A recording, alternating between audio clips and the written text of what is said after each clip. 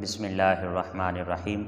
اللہم صلی علی سیدنا و مولانا محمد وعلی آلہ وصحبہ وبارک وسلم صلاۃ و سلام علیک یا سیدی یا رسول اللہ وعلی آلک و اصحابک یا سیدی یا حبیب اللہ۔ نہایت ہی واجب الاحترام معزز و محترم و مکرم شرکائے سفر نور، اللہ رب العزت کے کرم اور آقا کریم علیہ الصلاۃ والسلام کے نالین پاک کے تصدق سے ہم بحمد اللہ تعالی اس نورانی سفر کی 19ویں نشست کے اندر شریک ہیں۔ دعا ہے کہ رب لم یزل ہمیں نور کے اس سفر سے زیادہ روشنی اخذ کرنے اور اپنے قلوب و اذہان کو منور کرنے کی توفیق عطا فرمائے۔ تو آئے ناظرین کرام، آج کی نشست کا باقاعدہ آغاز کرتے ہیں اور دیکھتے ہیں کہ آج کی ہماری پہلی آیت مقدسہ کون سی ہے۔ یہ 18واں پارہ ہے، سورۃ النور کی آیت نمبر 26 ہے،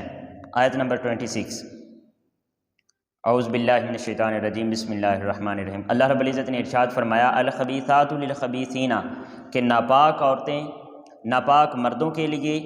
والخبیثون للخبیثات، اور ناپاک مرد ناپاک عورتوں کے لیے مقرر کر دیے گئے ہیں، والطیبات للطیبین، اور اسی طرح پاک اور طیب عورتیں پاک مردوں کے لیے، والطیبون للطیبات، اور پاکیزہ مرد پاک عورتوں کے لیے مقرر کر دیے گئے ہیں۔ اولئک مبرؤون مما یقولون، سو یہ پاکیزہ لوگ ان تہمتوں سے کلیتاً بری ہیں جو یہ بد زبان لوگ کہہ رہے ہیں۔ لہم مغفرۃ ورزق کریم، ان کے لیے تو بخشش اور عزت اور بزرگی والی عطا مقدر ہو چکی ہے۔ ناظرین کرام، یہ جو آیہ مقدسہ ہے اس کے اندر جو الفاظ ہیں اولئک مبرؤون مما یقولون، کہ یہ پاک جو لوگ ہیں یہ ان بد زبان لوگوں کی بد زبانی سے کلیتاً بری ہیں جو وہ باتیں کر رہے ہیں۔ اس سے ایک اشارہ وہ عبداللہ بن ابی کی طرف ہے۔ کل ہم نے ایک واقعہ بیان کیا تھا نا، کل کی جو نشست تھی 18ویں نشست، اس کے اینڈ پر واقعہ افک کے نام سے، وہ جو حضرت عائشہ صدیقہ رضی اللہ تعالیٰ عنہا پر جو منافقین کی طرف سے تہمت لگائے گی، اور پھر اللہ رب العزت نے اس کا جواب دیا اور پوری 10 آیات نازل فرما دی حضرت عائشہ رضی اللہ تعالیٰ عنہا کی صداقت اور ان کی طہارت کی گواہی کے لیے۔ بہرحال یہ منافقین کی طرف سے جو تہمت لگائی گئی تھی اس کا اس کے اندر یہ اشارہ ہے اور جواب دیا جا رہا ہے کہ جو وہ بکواسات کر رہے ہیں اور تہمت لگا رہے ہیں اور بد زبانی کر رہے ہیں، میرے نبی آپ فکر مند نہیں ہوں، آپ اور آپ کے ساتھ جڑے پاکیزہ لوگ ان کی تہمتوں اور بد زبانیوں سے کلیتاً بری ہیں۔ وہ فارسی کا شعر ہے نا کہ آواز سگاں کم نہ کند رزق گدایاں، کہ جو کتوں کی آواز ہوتی ہے وہ فقیروں کے رزق میں کمی نہیں کرتی۔ ایک اشارہ تو وہ عبداللہ بن ابی کی طرف ہے، اور ایک اس سے ہم اپنے لیے بھی اشارہ اخذ کر سکتے ہیں کہ اگر آپ پاک ہیں اور آپ پاک دامن ہیں، آپ کو اللہ رب العزت نے کسی قسم کی برائی سے بچایا ہوا ہے، تو پھر اگر منافق لوگ، اگر بد زبان لوگ آپ کے اوپر تہمت بھی لگاتے ہیں، تو پھر اللہ رب العزت نے آپ کی بھی اس آیہ مقدسہ کے اندر ڈھارس بندائی ہے، اور اللہ رب العزت آپ کو فرما رہا ہے کہ اگر آپ کے کردار کے اندر طہارت ہے تو پھر آپ ٹینشن نہیں لیں، آپ ان کی بد زبانی اور ان کی تہمتوں سے کلیتاً بری ہیں۔ آپ کیا ہیں؟ بری ہیں۔ پھر جو اس کے ابتدائی الفاظ ہیں اس آیہ مقدسہ کے، اس کے متعلق ایک اہم نقطہ عرض کر کے پھر اس کے بعد ہم اگلی آیہ مقدسہ کی طرف چلتے ہیں۔ جو اللہ رب العزت نے فرمایا کہ ناپاک عورتیں ناپاک مردوں کے لیے ہیں، اور جو ناپاک مرد ہیں وہ ناپاک عورتوں کے لیے، اسی طرح پاک مرد پاک عورتوں کے لیے اور پاک عورتیں پاک مردوں کے لیے ہیں۔ میرا ایک دوست حافظ قرآن ہے ماشاءاللہ، میرے پاس آیا اور مجھے آ کر کہنے لگا کہ بھائی صاحب یہ جو آیہ مقدسہ ہے اس کا مفہوم سمجھ نہیں آ رہا ہے، اور اس نے پھر مجھے ایک مثال بھی بتائی کہ میرا ایک جاننے والا ہے، وہ بہت زیادہ مشہور بھی تھا اور ان کاموں کے اندر بہت زیادہ ملوث تھا، یعنی ناپاکی کی اور بدکاری کے کاموں کے اندر، حتیٰ کہ ہم سب دوستوں کو پتہ تھا کہ اس کے ایسے کرتوت ہیں، لیکن اس کے باوجود جو اس کو عورت ملی ہے، جو اس کو بیوی ملی ہے، وہ بہت پاک دامن ہے، اور اللہ رب العزت وہ حافظہ بھی ہے، حافظہ قرآن ہے، اور اس کے ساتھ ساتھ اللہ رب العزت نے اس کو بہت وافر مقدار میں تقوی کی دولت سے نوازا ہوا ہے۔ تو یہ کیسے اٹیچمنٹ ہو سکتی ہے؟ پھر میں نے اس کو عرض کیا کہ یہ بیسیکلی اس کے اندر نقطہ یہ ہے کہ وہ جب آپ کا دوست تھا تو اس وقت پاسبل ہے کہ اس سے گناہ سرزد ہوئے ہوں، اس سے غلطیاں ہوئی ہوں۔ بتقاضۂ بشریت ہر انسان سے غلطیاں سرزد ہو سکتی ہیں، لیکن پھر اس کے بعد اللہ رب العزت نے اس کو توبہ کی توفیق عطا فرمائی اور پھر اس نے نیکیاں کر رہیں۔ اور نبی کریم علیہ الصلوۃ والسلام کا فرمان ہے اور حضور کی حدیث مبارکہ کا مفہوم ہے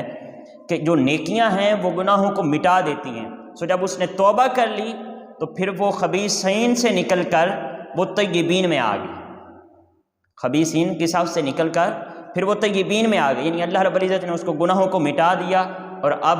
توبہ کی بدولت اور نیک اعمال کی بدولت اللہ رب العزت نے چونکہ اس کو پاک کر دیا ہے تو پھر اس آیا مقدسہ کے تحت والطیبون للطیبات کہ پاک مرد پھر پاک عورتوں کے لیے ہیں، تو وہ پاکیزہ عورت پھر اللہ رب العزت نے اس کے نصیب میں لکھ دی ہے۔ تو ایک تو اس سے یہ نقطہ نکلتا ہے، اور دوسرا نقطہ اس سے یہ ہے کہ جب بھی دو آپ کا رشتہ نیا رشتہ ہوا ہے یا آپ میاں بیوی ہیں تو کبھی بھی ایک دوسرے کے ماضی کے اندر جانے کی کوشش ہرگز نہیں کریں۔ انسان ہے، انسان سے غلطی ہو جاتی ہے۔ فار ایگزامپل آپ سے کوئی غلطی ہو گئی ہے، چاہے آپ شوہر ہیں یا بیوی ہیں، آپ سے اپنے ماضی کے اندر رشتہ ازدواج میں بندھنے سے پہلے کوئی بھی غلطی سرزد ہوئی ہے تو اس آیا مقدسہ کو پڑھنے کے بعد پھر آپ کے ذہن کے اندر یہ نہیں آنا چاہیے کہ اگر مجھ سے وہ غلطی ہوئی تھی، میں نے کوئی گناہ کیا تھا تو میری بیوی یا میرا شوہر بھی اسی طرح کا ہے۔ اس نقطے کو آپ سمجھ رہے ہوں گے کہ اگر آپ کی شادی ہو چکی ہے تو اس سے پہلے اگر آپ نے کوئی غلطی آپ سے سرزد ہوئی ہے تو اس کا مطلب یہ نہیں ہے کہ آپ کی بیوی یا آپ کا شوہر بھی اسی طرح کا ہے۔ پھر اس آیا مقدسہ کو پڑھنے کے بعد آپ کو یہ اجازت نہیں ہے کہ آپ اس کے ماضی کے اندر کھنگالنا اور تجسس کرنا شروع کر دیں، نہیں، بلکہ پاسبل ہے، بلکہ ایسا ہی آپ کو سمجھنا چاہیے کہ اللہ رب العزت نے جو مجھے توبہ کی توفیق دی ہے اور پھر اس کے بعد مجھے نیک اعمال کرنے کی توفیق دی ہے، اس کے ذریعے اللہ رب العزت نے میرے اعمال کو بھی مٹا دیا ہے اور مجھے پاک اور طیب لوگوں میں شامل کر دیا ہے۔ اور پھر جو مجھے ساتھی ملا ہے، جو میرا چاہے شوہر ہے، بیوی کے لیے شوہر ہے یا شوہر کے لیے بیوی ہے، جو مجھے ساتھی ملا ہے، یہ بھی اللہ رب العزت نے مجھے پاک عطا فرمایا، تو اس کے بارے میں حسن ظن رکھیے۔ اور یہ ایک دفعہ پہلے بھی یوں گھریلو مسائل کے اوپر ایک گفتگو کرتے ہوئے میں نے عرض کیا تھا کہ جو رشتہ ازدواج ہوتا ہے، یعنی زوجین کا جو رشتہ ہوتا ہے، یہ سراسر محبت اور اندھے اعتماد کا رشتہ ہوتا ہے۔ کس کا رشتہ ہوتا ہے؟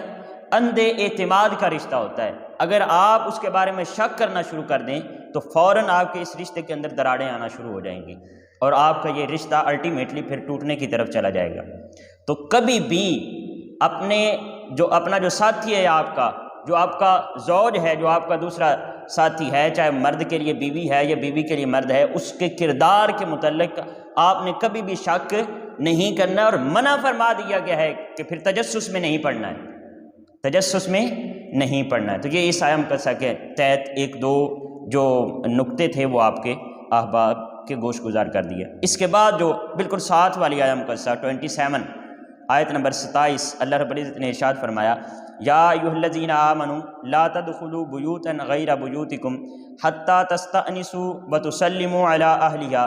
ذالکم خیر لکم لعلکم تذکرون۔ یہ بیسیکلی گھر میں داخل ہونے کے آداب سکھائے جا رہے ہیں، گھر میں داخل ہونے کے آداب سکھائے۔ پہلے میں آیا مقدسہ کا ترجمہ آپ کے گوش گزار کرتا ہوں۔ اللہ رب العزت نے فرمایا اے ایمان والو، اپنے گھروں کے سوا دوسرے گھروں میں داخل نہ ہوا کرو یہاں تک کہ تم ان سے اجازت لے لو، اور ان کے رہنے والوں کو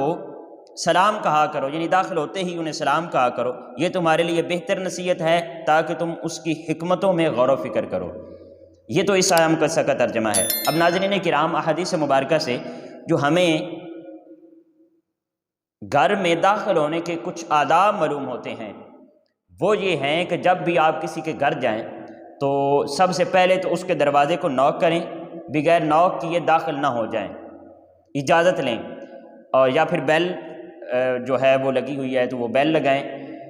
تو دروازے کو نوک کریں اور اجازت مانگنے کی کوشش کریں، یا پھر آپ دروازہ وغیرہ نہیں ہے یا بیل نہیں دے سکتے تو پھر آپ سلام کہہ دیں۔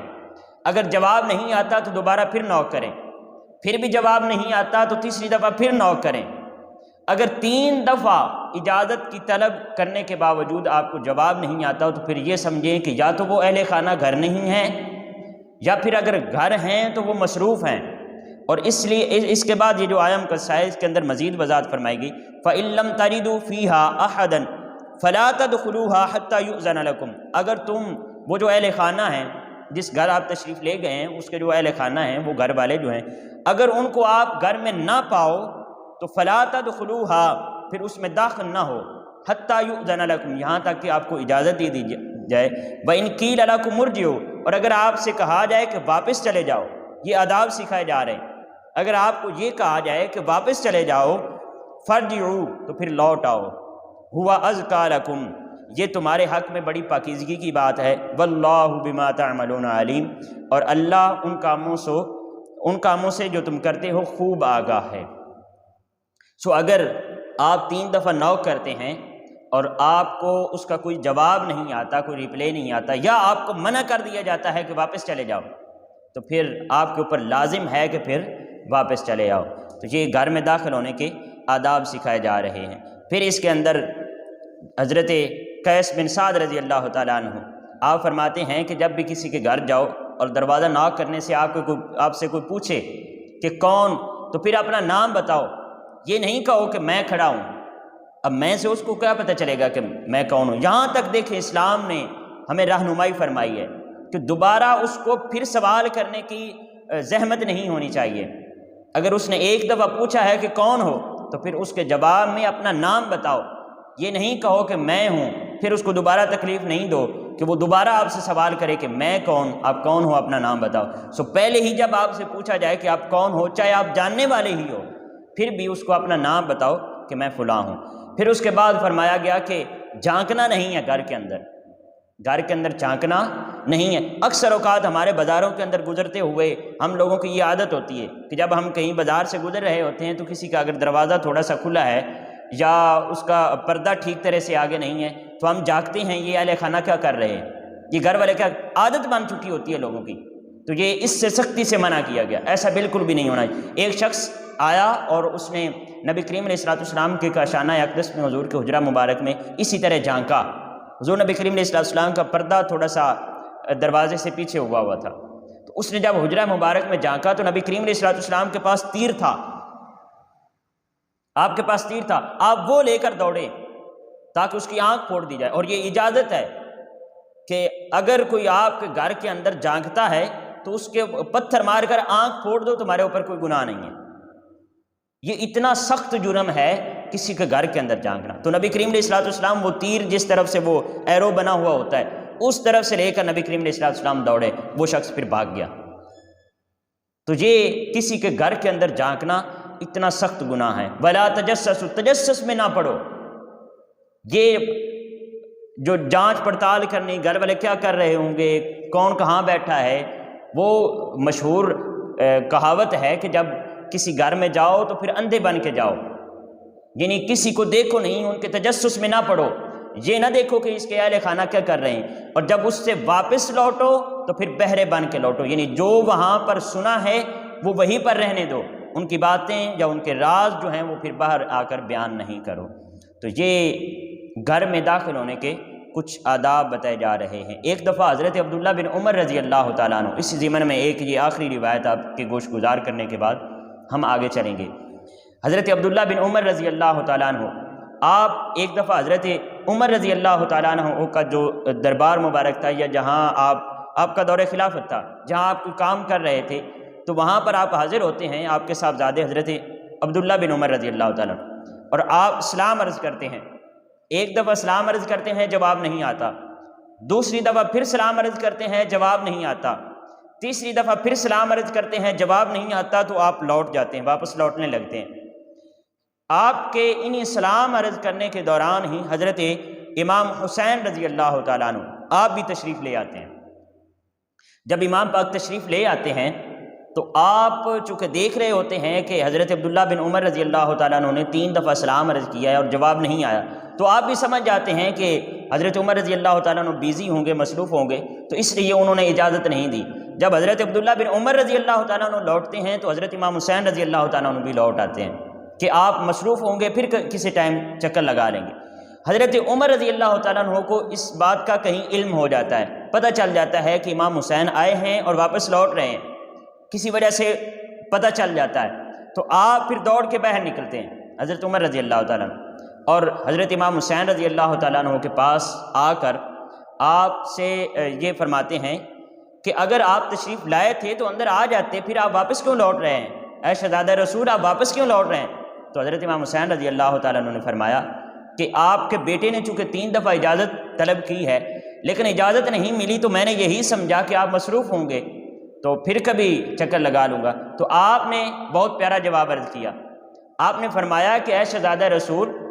اگر آپ تشریف لے آئے تھے تو میری مصروفیت کی کیا تھی، بلکہ اگر آپ کو کوئی خدمت درکار ہو تو آپ خود تشریف نہیں لایا کریں، آپ مجھے بلا لیا کریں، میں خود حاضر ہو جایا کروں گا۔ تو یہ ان کی ایک محبت تھی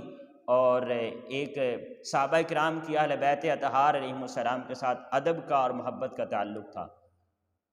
آج کچھ لوگ جو ہیں وہ صحابہ اور اہل بیت کے درمیان دراڑ پیدا کرنے اور ان کے درمیان دشمنیاں ثابت کرنے کی پتہ نہیں ناکام کون سی کوششیں کر رہے ہیں۔ یہ ان کی محبت اور ان کے درمیان ادب کا تعلق تھا۔ یہ گھر میں داخل ہونے کے کچھ آداب سکھائے جا رہے ہیں۔ پھر اس کے بعد آیا مقدسہ نمبر 30 ہم دیکھتے ہیں۔ آیت نمبر 30 آیت پردہ ہے، یہ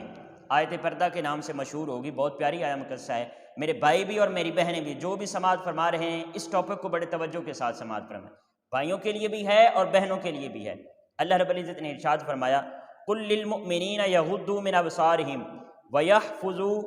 وَيَحْفَظُوا فُرُوجَهُمْ ذَلِكَ أَزْكَىٰ لَهُمْ إِنَّ اللَّهَ خَبِيرٌ بِمَا يَصْنَعُونَ۔ آپ مومن مردوں سے فرما دیں، یہ دیکھیں آیت پردہ کا آغاز کہاں سے ہو رہا ہے؟ مومن مردوں سے ہو رہا ہے کہ پہلے مردوں کو حکم دیا گیا ہے کس چیز کا؟ یغضوا من ابصارہم، کہ وہ اپنی نگاہیں نیچی رکھا کریں۔ یہ ہمارے کچھ لوگ ہیں وہ یوں ہی عورتوں کے اوپر جو ہے وہ تنقید کرتے رہتے ہیں کہ یہ پردہ پورا نہیں کرتی ہیں، لباس پورا نہیں پہنتی ہیں، یہ کرتی ہیں، وہ کرتی ہیں، بازاروں میں نکلتی ہیں۔ اور بھائی صاحب وہ جو کرتی ہیں ان کا تو معاملہ الگ ہے، ان سے پہلے آپ کو یہ حکم دیا جا رہا ہے کہ اپنی نگاہوں کی حفاظت کریں، اپنی نظریں نیچی رکھیں۔ تو پہلے آپ تو عمل کر لیں، پھر ان کو تبلیغ کرنا، پھر ان کے لیے ان کا حکم الگ ہے، ان کا بعد میں آ رہا ہے، لیکن ان سے سخت حکم آپ کو دیا جا رہا ہے کہ آپ اپنی نگاہوں کی حفاظت کریں۔ سخت اس لیے کہہ رہا ہوں کیونکہ آپ کا پہلے حکم آیا ہے، مردوں کے لیے پہلے حکم ہے کہ اپنی نظروں کی حفاظت کریں، اپنی نظروں کو نیچے جھکا کر رکھیں۔ پہلی نظر معاف ہے، یعنی پہلے اگر کسی کی نظر پڑ جاتی ہے کسی عورت کے اوپر تو وہ اس کو معاف ہے، لیکن اس کے بعد اگر وہ دانستہ طور پر اور جان بوجھ کر کسی کی طرف نظر اٹھاتا ہے تو اس کا سخت گناہ ہے، اس کا سخت گناہ ہے۔ حضرت سعید بن ابو الحسن رضی اللہ تعالیٰ عنہ نے حضرت حسن بصری رضی اللہ تعالیٰ عنہ سے پوچھا، کیونکہ آپ عرب میں رہنے والے تھے، تو آپ نے عرض کی کہ جو عجم کی عورتیں ہیں وہ عبایا نہیں پہنتی ہیں، وہ عبایا نہیں، اور ان کا پورا پردہ نہیں ہوتا اسلام کے مطابق۔ ابھی تک اسلام تازہ آیا ہے عجم کے اندر، تو وہ پردہ پورا ان کا جو لباس ہے یہاں کا مقامی لباس، اس کے اندر عبایا نہیں ہے، وہ اپنا مقامی لباس پہنتی ہیں۔ تو حضرت حسن بصری رضی اللہ تعالیٰ عنہ نے فرمایا تو آپ اپنی نظروں کی حفاظت کر لیں، آپ اپنی نظروں کو نیچا رکھا کریں۔ اب یہاں پر انہوں نے یہ نہیں فرمایا کہ ان کے اوپر جا کر فتوے لگانا شروع کر دیں کہ تم بدبخت ہو، تم بدکار ہو، تم یہ ہو وہ ہو، بلکہ آپ نے یہ نصیحت کی کہ ان کو تو آہستہ آہستہ تبلیغ کے ساتھ ان کو ٹھیک کر لیا جائے گا، لیکن اس سے پہلے آپ کے لیے ضروری یہ ہے کہ اپنی نظروں کی حفاظت کریں اور اپنی نگاہوں کو نیچا رکھیں، اپنی نگاہوں کو نیچا رکھیں۔ حضرت فضل بن عباس رضی اللہ تعالیٰ عنہ آپ فرماتے ہیں کہ ایک دفعہ میں نبی کریم علیہ السلام کے ساتھ ایک سواری پر سوار تھا، ایک ہی سواری پر، یہ صحابی رسول نبی کریم علیہ السلام کے پیچھے ایک ہی سواری پر تشریف فرما تھے۔ تو آپ فرماتے ہیں ہم ایک قبیلے کی طرف گئے، تو وہاں پر جب نبی کریم علیہ السلام تشریف لے گئے تو کچھ لوگ گرد جمع ہو گئے کچھ سوال پوچھنے کے لیے۔ تو ایک عورت آئی، اس نے نبی کریم علیہ السلام سے کچھ سوال کیا اور وہ بہت زیادہ خوبصورت تھی، اس کی خوبصورتی کے چرچے تھے، اور جب وہ پاس آ کر کھڑی تو حضرت فضل بن عباس رضی اللہ تعالیٰ عنہ نے اس کی طرف دیکھنا شروع کر دیا۔ جب آپ اس کی طرف دیکھ رہے ہیں اور وہ نبی کریم علیہ السلام سے باتیں کر رہی ہیں تو حضور نبی کریم علیہ السلام کو اس بات کا پتہ چل گیا کہ یہ فضل بن عباس رضی اللہ تعالیٰ عنہ اس عورت کو دیکھ رہے ہیں۔ تو نبی کریم علیہ السلام نے حضرت فضل بن عباس رضی اللہ تعالیٰ عنہ کو تھوڑی سے پکڑا اور ان کا منہ دوسری طرف کر دیا، ان کا منہ دوسری طرف کر دیا کہ عورت کی طرف نظر اٹھا کر دیکھنا حرام ہے، منع فرمایا گیا ہے۔ یہ پہلے مردوں کو حکم ہے کہ اپنی نگاہوں کی حفاظت کریں، اپنی نگاہوں کی حفاظت کریں۔ پھر اس کے بعد اگلی آیت نمبر 31 کے اندر فرمایا وَكُلِّ الْمُؤْمِنَاتِ يَغْضُضْنَ مِنْ أَبْصَارِهِنَّ وَيَحْفَظْنَ فُرُوجَهُنَّ وَلَا يُبْدِينَ زِينَتَهُنَّ إِلَّا مَا ظَهَرَ مِنْهَا، اور آپ مؤمن عورتوں سے فرما دیں کہ وہ بھی اپنی نگاہیں نیچی رکھا کریں اور اپنی شرمگاہوں کی حفاظت کیا کریں اور اپنی آرائش و زیبائش کو ظاہر نہ کیا کریں سوائے اس حصہ کے جو اس میں سے خود ظاہر ہو جاتا ہے، اور وہ اپنے سروں پر اڑے ہوئے دوپٹے اور چادریں اپنے گریبانوں اور اپنے سینوں پر بھی ڈالے رہا کریں اور اپنے بناؤ سنگار کو کسی پر ظاہر نہ کریں۔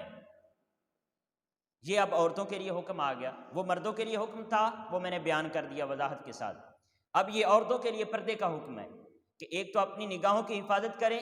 اور دوسرا اپنی چادروں کو، جو سروں والی چادریں ہیں، ان کو اپنے گردنوں پر بھی اور اپنے سینوں پر بھی اپنے جسم کو ڈھانپ کر رکھیں اور اپنی زیب و زینت کو ظاہر نہ ہونے دیں۔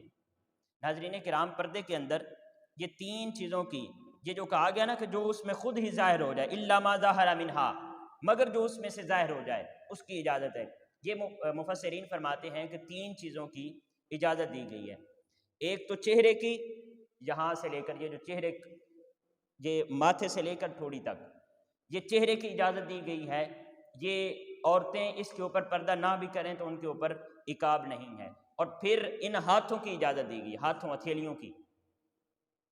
یہ پردے سے باہر ہیں۔ اور پھر اسی طرح پاؤں کی اجازت دی گئی ہے، پاؤں کی تلیوں کی، یعنی جوتا پہنا ہوا ہے تو پھر آپ کے اوپر اس کے علاوہ پورے جسم کے اوپر پردہ کرنا عورت کے لیے لازم ہے۔ اور پردہ ایسا ہونا چاہیے کہ آپ کی زیب و زینت ظاہر نہیں ہونی چاہیے، آپ کی زیب و زینت ظاہر نہیں ہونی چاہیے۔ اب کئی ہماری مائیں بہنیں ایسی ہوتی ہیں کہ جو پردہ تو کرتی ہیں، فار ایگزامپل عبایا پہنتی ہیں، لیکن وہ عبایا اس قسم کا ہوتا ہے کہ اتنی اس کے اندر خوبصورتی ہوتی ہے کہ اس کے اندر اٹریکشن بہت زیادہ ہوتی ہے، تو یہ بھی ایک قسم سے حرام ہو گیا۔ یعنی ایسا آپ کا پردہ بھی نہیں ہونا چاہیے کہ جس کے اندر اتنی زیب و زینت ہو، آپ بجائے اس کے باوجود کہ آپ نے پردہ بنایا ہوا ہے اور آپ نے عبایا پہنا ہوا ہے، لیکن پھر بھی آپ کے اعضاء ظاہر ہو رہے ہوں، یا اس عبایا کے اندر اتنی خوبصورتی ہو کہ مرد جو ہیں وہ آپ کو دیکھنا شروع کر دیں، تو یہ اپنی زیب و زینت کو جب آپ باہر نکلتے ہیں تو اس وقت اس کو چھپانے کا حکم دیا گیا ہے، زیب و زینت کو چھپانے کا حکم دیا گیا ہے۔ تو جس طرح میں نے عرض کیا کہ یہ نہ ہو کہ آپ نے پردہ تو بنایا ہوا ہو لیکن اس پردے کے اندر اتنی اٹریکشن ہو کہ وہ مردوں کو اپنی طرف مائل کر رہا ہو۔ آپ کا عبایا یا دیگر جو آپ پردہ بناتے ہیں وہ بھی آپ کے لیے جو ہے وہ اس طرح کا ہونا چاہیے کہ اس کے اندر اٹریکشن نہیں ہونی چاہیے۔ پھر اسی طرح خوشبو نہیں لگانی چاہیے، اتنی تیز خوشبو۔ اب اس کے متعلق ایک حدیث مبارکہ ہے، نبی کریم علیہ السلام نے ارشاد فرمایا، وہ عورت جو اتنی خوشبو تیز لگا کر بازار کے اندر جاتی ہے کہ اس کی خوشبو سے جو باقی لوگ ہیں مرد وہ متاثر ہوتے ہیں، تو نبی کریم علیہ السلام نے فرمایا وہ عورت زانیہ ہے۔ وہ عورت کیا ہے؟ زانیہ۔ اتنا سخت جرم قرار دیا گیا یہ عورتوں کے ایسے اعمال کے اوپر کہ جس کے ذریعے وہ مردوں کو اپنی طرف مائل کریں۔ تو یہ ایک طرف مردوں کو بھی منع فرمایا گیا کہ اپنی نگاہوں کی حفاظت کریں، اور اس نگاہ کے اندر پھر آپ کی تمام چیزیں آ جاتی ہیں، یعنی کہ آپ کے سوچ کی بھی حفاظت آ جاتی ہے، آپ کے سونگنے کی بھی حفاظت آ جاتی ہے۔ اپنی پوری باڈی کو محفوظ رکھیں اور عورتوں کی طرف مائل نہ ہوں، آپ کی سوچوں کے اندر بھی طہارت ہونی چاہیے۔ اور اس کے ساتھ ساتھ پھر عورتوں کے لیے بھی احکام نازل ہو گئے کہ عورتیں جو ہیں وہ بھی اپنا پردہ اوڑھے رکھیں، اپنے سر کی چادریں جو ہیں وہ سر کے اوپر بھی اوڑھیں اور اس کے ساتھ ساتھ اپنے سینوں کے اوپر بھی پردہ کریں اور اپنے گلوں کے اوپر بھی پردہ کریں۔ تو یہ پردے کا حکم ہے۔ سب سے بہترین جو لباس ہے پردے کے حوالے سے، وہ ہمارا جو بڑی چادر والی ہماری بہنیں لباس پہنتی ہیں، مطلب کہ شلوار قمیض اور اس کے اوپر بڑی چادر جو اوڑھ لیتی ہیں، یہ سب سے بہترین لباس ہے، کیونکہ آج کل عبایا بھی اس قسم کا آ گیا ہے اور اتنا وہ تنگ اور چست ہوتا ہے کہ اس میں سے اعضاء نظر آ رہے ہوتے ہیں۔ تو بیسیکلی چھپانا آپ نے اپنے اعضاء کو ہے۔ اسلام کا کوئی یونیفارم نہیں ہے، اسلام کا کوئی مخصوص لباس نہیں ہے، نہ ہی مردوں کے لیے اور نہ ہی عورتوں کے لیے مخصوص لباس نہیں ہے۔ بس اتنا آپ کو لحاظ رکھنا چاہیے کہ آپ کا سطر ڈھپا ہوا ہونا چاہیے اور آپ کی زیب و زینت ظاہر نہیں ہونی چاہیے۔ امید ہے آپ سمجھ رہے ہوں گے جو میں بات کہنا چاہتا ہوں، کہ آپ ایسا پردہ کریں، ایسا لباس پہنیں کہ جس کے اندر سے آپ کے اعضاء ظاہر بھی نہ ہوں اور آپ کی زیب و زینت بھی ظاہر نہ ہو۔ اب یہاں سے کچھ لوگ یہ کہہ سکتے ہیں کہ پھر یہ تو بہت زیادہ سختی کر دی گئی ہے عورتوں کے لیے۔ نہیں، سختی نہیں ہے، صرف آپ اچھا لباس پہنیں، آپ بے شک مہنگا لباس لے کر پہنیں، آپ صاف ستھرا لباس پہنیں، لیکن اس کے اندر ایسی چیزیں نہیں ہونی چاہیے، وہ اتنا چست نہیں ہونا چاہیے کہ آپ کے اعضاء نظر آئیں، یا اس کے اندر اتنی زیادہ خوبصورتی ہو اور ڈیزائننگ وغیرہ ہو کہ وہ مردوں کی کشش کا سبب بنے۔ یہ چیزیں نہیں ہونی چاہیے، اس چیز سے منع فرمایا گیا ہے۔ پھر اس کے بعد یہ ان لوگوں کا ذکر کیا گیا ہے کہ جن کے گھروں میں آپ جو ہے نا وہ بغیر پردے کے آپ جا سکتی ہیں، مطلب جس گھروں میں آپ بناؤ سنگار کر سکتی ہیں، وہ شوہروں کے باپ دادا کے ہوں یا اپنے بیٹوں کے، اپنے شوہروں کے بیٹوں کے ہوں یا اپنے بھائیوں کے ہوں، اپنے بھتیجوں کے ہوں، اپنے بھانجوں کے ہوں، یا جو اپنی مسلمان عورتیں ہیں ان کے گھر ہوں، اپنی مملوکہ باندیوں کے سامنے، یا اپنے مردوں میں سے وہ خدمتگار جو خواہش و شہوت سے خالی ہوں، تو یہ جو لوگ ہیں ان کے سامنے آپ زیب و زینت کر سکتے ہیں۔ اور اپنے شوہر کے سامنے تو زیب و زینت کرنے کا حکم دیا گیا ہے۔ یہ پہلے بھی ایک دفعہ بات ہوئی تھی کہ جہاں پر زیب و زینت کا حکم دیا گیا ہے وہاں پر ہماری بہنیں اور مائیں زینت کرتی نہیں ہیں، وہاں پر زیب و زینت کو اختیار نہیں کرتی، اور جہاں پر حکم نہیں دیا گیا، منع فرمایا گیا ہے کہ جب باہر نکلو تو اپنی زیب و زینت کو ظاہر نہ کرو، وہاں پر ایسا اٹریکشن والا اور اتنا خوبصورت لباس پہن کر جاتی ہیں کہ علیاذ باللہ۔ تو اپنی حفاظت کریں، اپنے جسموں کی حفاظت کریں، مرد حضرات بھی اور میری مائیں اور بہنیں بھی اسلام کے مطابق لباس پہنیں۔ اسلام نے یہ جو رولز دیے ہیں ان کے مطابق لباس پہنیں کہ آپ کے جسم ظاہر نہیں ہونا چاہیے، آپ کے لباس کے اندر اٹریکشن نہیں ہونی چاہیے، اتنی اس کے اندر کشش نہیں ہونی چاہیے کہ وہ مردوں کو بے ساختہ اپنی طرف جو ہے وہ مغلوب کر رہا ہو۔ تو یہ لباس ایسا ہونا چاہیے۔ باقی اسلام کا جیسا میں نے عرض کر دیا کہ کوئی خاص یونیفارم نہیں ہے، کوئی خاص لباس نہیں ہے، جو بھی آپ پہن لیتی ہیں اس کے اندر پردہ ہے تو وہ آپ کا اسلامی لباس ہے۔ اس کے بعد ناظرین کرام سورۃ النور کی آیت نمبر 61 ہے۔ اچھا، یہاں پر ایک اور آیا مقصہ 59، اس کے تحت وہ پیچھے ہم نے جو گھروں کے اندر داخلے کے متعلق بات کی نا، کہ گھر میں آپ داخل نہیں ہو سکتے بغیر اجازت کے، آپ دوسرے لوگوں کی پرائیویسی کا خیال کریں، اس کا حکم دیا گیا ہے۔ اسی کے متعلق یہاں پر آیا مقصہ ہے وَإِذَا بَلَغَ الْأَطْفَالُ مِنْكُمُ الْحُلُمَ، اور جب تم میں سے بچے حد بلوغت کو پہنچ جائیں تو وہ تمہارے پاس آنے کے لیے اجازت لیا کریں۔ یعنی یہ جو بچے بالغ ہو جاتے ہیں ان کے لیے یہ حکم دیا جا رہا ہے اس آیہ مقدسہ کے اندر کہ جب وہ بالغ ہو جائیں تو پھر وہ اپنے والدین کے کمرے میں بھی جانے کے لیے اجازت لیں۔ ہمارے ہاں یہ رسم نہیں ہے، ہم یوں ہی گھروں کے اندر چلتے پھرتے بچے جو ہیں وہ اپنے والدین کے کمروں میں چلے جاتے ہیں، اور اس سے پہلے جب وہ نابالغ ہوں تو اس وقت بھی آداب سکھائیں، اور یہ ہمارے اوپر لازم ہے کہ اپنے بچوں کو سکھائیں۔ یہ آداب اپنے بچوں کو سکھانا ہمارے اوپر لازم ہے کہ وہ جب ایون کہ نابالغ بھی ہوں تو اس وقت بھی فرمایا کہ وہ 3 اوقات میں اپنے والدین کے گھر میں نہیں آ سکتے، اب اپنے والدین کے کمروں میں نہیں جا سکتے 3 اوقات میں۔ ایک صبح فجر سے پہلے، یعنی جب آدمی لیٹا ہوا ہوتا ہے، سویا ہوا ہوتا ہے، اور ایک قیلولہ کے ٹائم، دوپہر کے وقت، جب آدمی یہاں پر جو الفاظ ہیں قرآن پاک کے اندر، وہ جب آدمی جو ہے وہ کپڑے اتار کر یعنی لیٹا ہوا ہوتا ہے، یعنی قمیض وغیرہ اور یا شرٹس پہنی ہوئی ہیں تو وہ انسان اتار دیتا ہے، اور قیلولہ کے لیے جب لیٹتا ہے، اور اسی طرح رات کو عشاء کے بعد، یہ 3 اوقات جب بچے نابالغ ہوں، جب بچے کیا ہوں؟ نابالغ ہوں، تو ان کو یہ آداب سکھائیں، چھوٹے بچوں کو یہ آداب سکھائیں۔ یہ قرآن پاک کا حکم ہے کہ وہ ان 3 اوقات میں اپنے والدین کے کمروں میں بغیر اجازت کے نہ جاؤں۔ یہ اسلام نے ہمیں آداب سکھائے ہیں، اور جب بالغ ہو جائیں تو پھر ان 3 اوقات کے علاوہ کسی وقت بھی وہ اپنے والدین کے کمرے میں بغیر اجازت کے نہیں جا سکتے۔ اور اسی طرح جب جن گھروں میں کمبائنڈ فیملیز ہوتی ہیں، 2 بھائی یا زیادہ بھائی اکٹھے ایک ہی گھر میں رہ رہے ہوتے ہیں، تو ان کے لیے بھی یہ آداب ہے۔ ہمارے گھروں میں ایسا ہوتا ہے، بھائی ہے یا کوئی بھی فیملی کا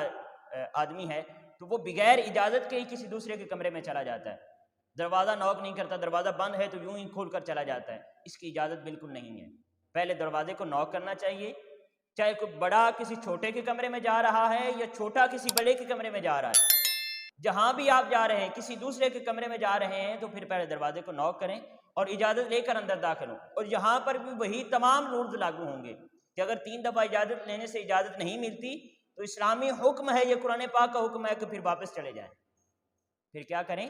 واپس چلے جائیں، یا اگر آپ کو واپس جانے کا کہا جائے تو پھر واپس چلے جائیں۔ تو یہ اسلام نے گھر میں اور دوسروں کے کمروں میں جانے کی، اور بچوں کے لیے یہ بچوں کو سکھانا ہماری ذمہ داری ہے۔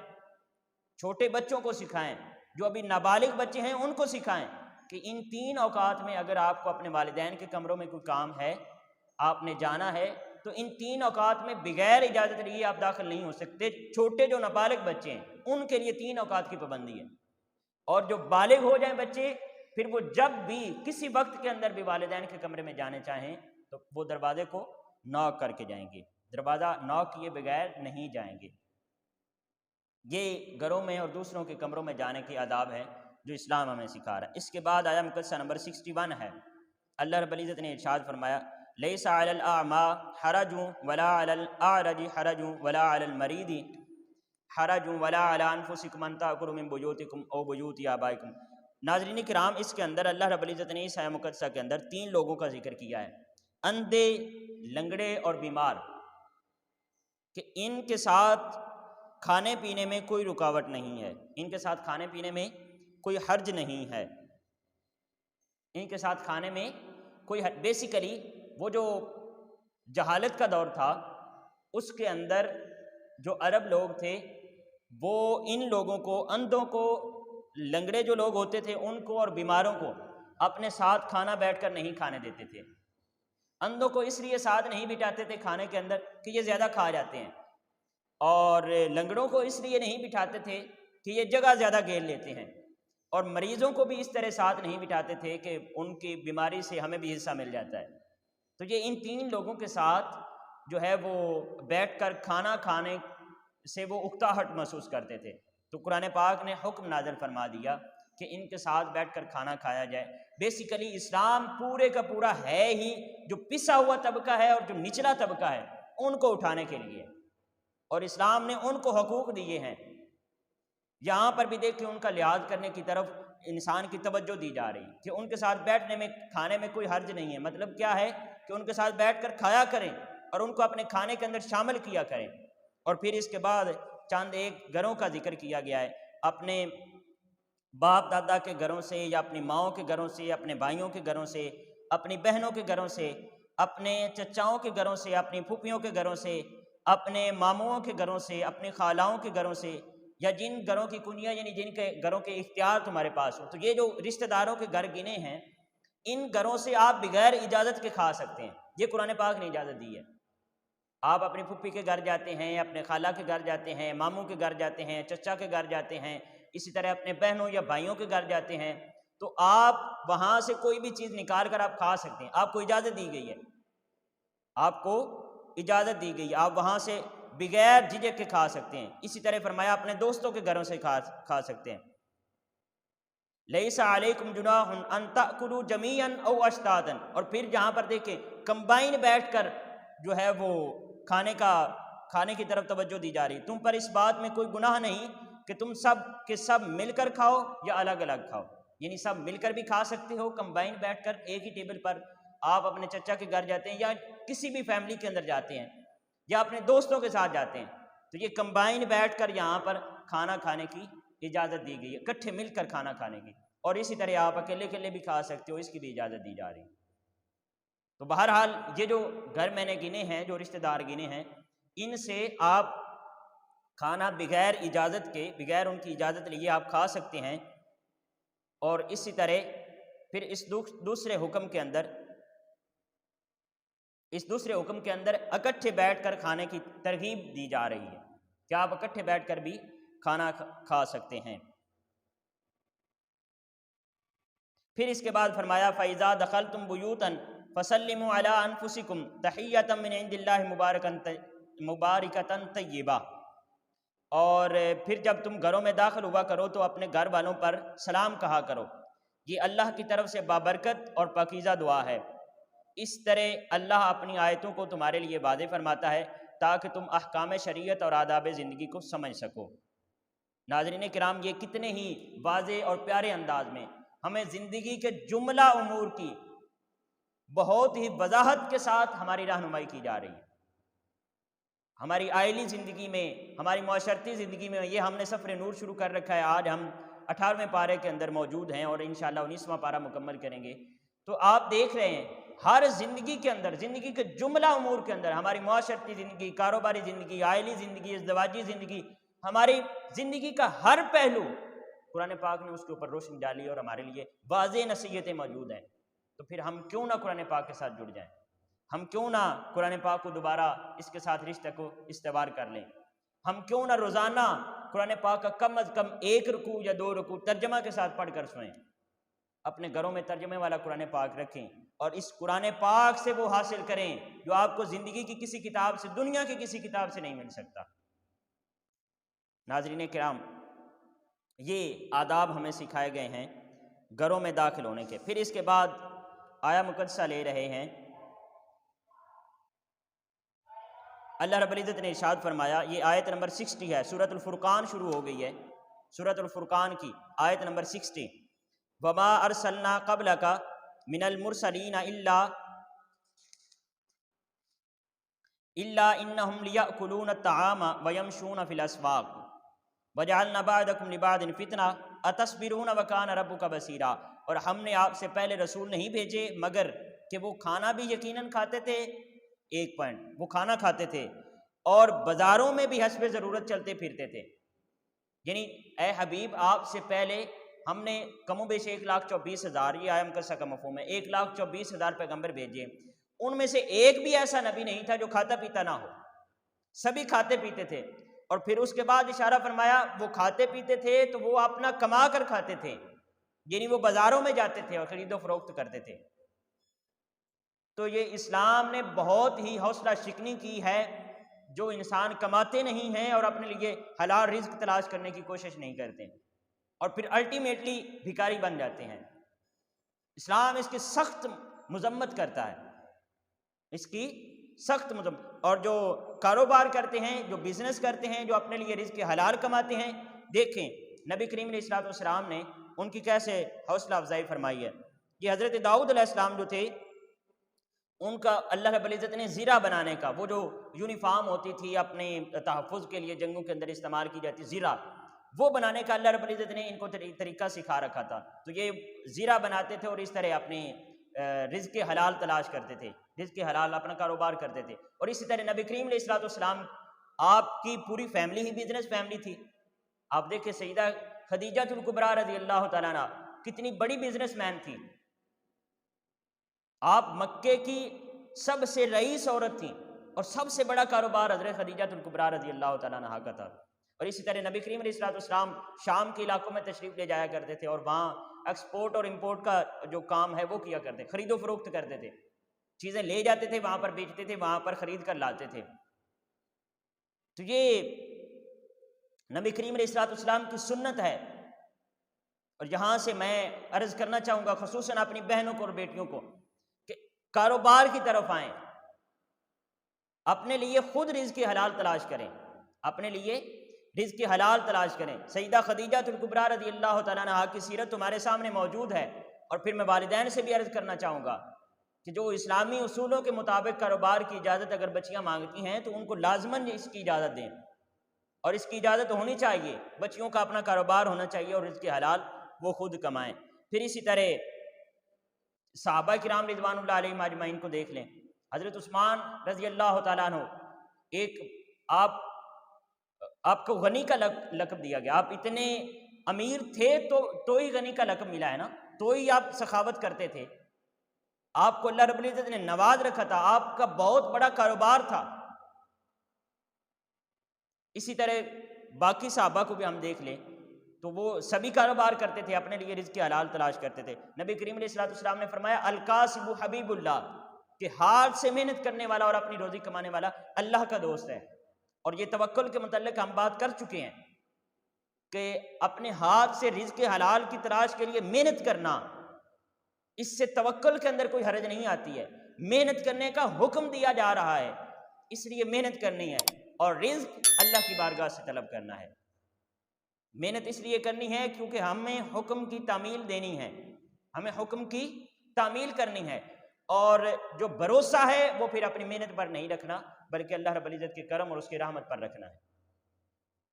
تو فرمایا الکاسب حبیب اللہ۔ یہ چند ایک احادیث ہیں، یہ جلدی سے آپ کے سامنے گوش گزار کرتا ہوں اور پھر اس کے بعد ہم آگے چلتے ہیں۔ نبی کریم علیہ الصلوۃ والسلام نے اسی طرح فرمایا کہ اپنے ہاتھ سے کمائی سے بہتر کوئی کھانا نہیں، وہ کھانا جو آپ اپنے ہاتھ سے کما کر کھاتے ہیں اس سے بہتر اور افضل کھانا نبی کریم علیہ الصلوۃ والسلام نے فرمایا دنیا کے اندر کوئی کھانا نہیں۔ اور یہ جو پہلی حدیث مبارکہ ہم نے بیان کی الکاسب حبیب اللہ، کہ ہاتھ سے کمانے والا اللہ کا دوست ہے، ڈائریکٹ اللہ کا دوست بنایا ہے۔ یہ نہیں فرمایا کہ جو ہاتھ سے کماتا ہے اس کے لیے اتنی نیکیاں ہیں، 10 نیکیاں ہیں، 100 نیکیاں ہیں، 700 نیکیاں ہیں، یہ نہیں۔ جو ہاتھ سے کماتا ہے اور رزق حلال کی تلاش میں لگا رہتا ہے اس کے لیے کیا ہے؟ وہ اللہ کا دوست ہے، وہ اللہ کا دوست ہے، اللہ رب العزت اس کے ساتھ محبت کرتا ہے، وہ اللہ کا حبیب ہے۔ پھر فرمایا اوپر والا ہاتھ بنو، نیچے والا ہاتھ نہ بنو۔ یہ اوپر والا ہاتھ کیا ہے؟ اوپر والا ہاتھ ہوتا ہے جو دینے والا ہاتھ ہوتا ہے، اور نیچے والا ہاتھ ہوتا ہے جو مانگنے والا ہاتھ ہوتا ہے۔ تو اللہ رب العزت نے، اللہ کے حبیب صلی اللہ علیہ وسلم نے مانگنے سے منع فرمایا، فرمایا اوپر والا ہاتھ بنو۔ تو اوپر والا ہاتھ تبھی آپ بنیں گے نا جب آپ کچھ کمائیں گے،